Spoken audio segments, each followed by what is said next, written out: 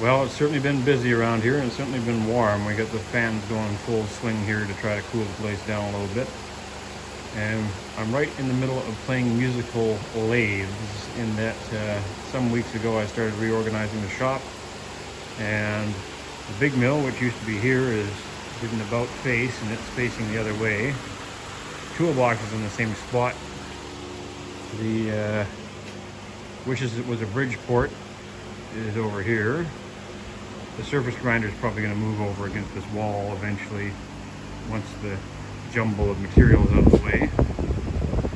And then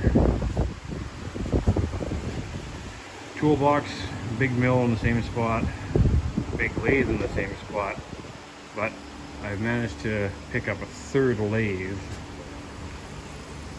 which we're partway through dragging in here. So there it is. And I think it's called an LS21 Okuma, 59-inch between centers.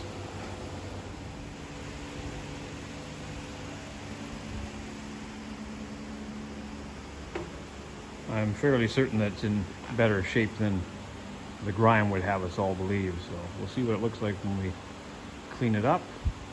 But for now, we've got to try to get this thing around the corner and up in this area here. So we gotta do some more moving.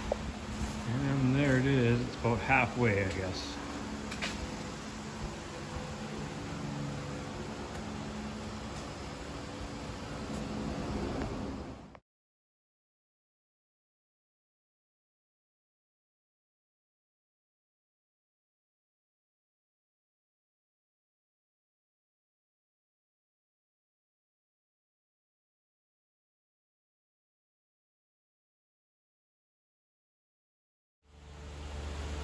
All right, well, it's still a proper mess in here, but it's more or less landed in its happy home.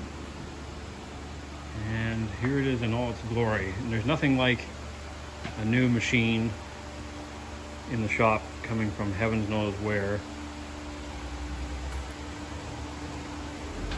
There's a Geraldo Rivera quote about, "I can show you what it looks like, but I cannot show you how it smells." And anybody that's familiar with old machines will know what I mean about the smell part. They have a distinct aroma of dust and old oil and electrical insulation and all things from the past. So that'll all get washed away, unfortunately, and it'll take on a smell of Stoddard solvent and whey oil fairly soon here, but it's hard to stand far enough back in the shop to show it off. But it's a filthy, terrible mess as we speak. And got the back cover off here, tested it up, wired it up and tested it under power, and it seems to function more or less okay. Quite the marvel of 1960s Japanese machine tool engineering. The date stamp on the motor is from 1966, so it must be in that range. So we'll pull some things apart, and some things we won't, but hopefully as we move along here, some of that top layer of grease and grime will be removed. So the fun begins.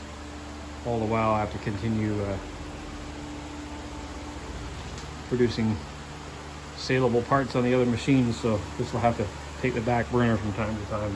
But things have certainly been busy, but this should help a little bit.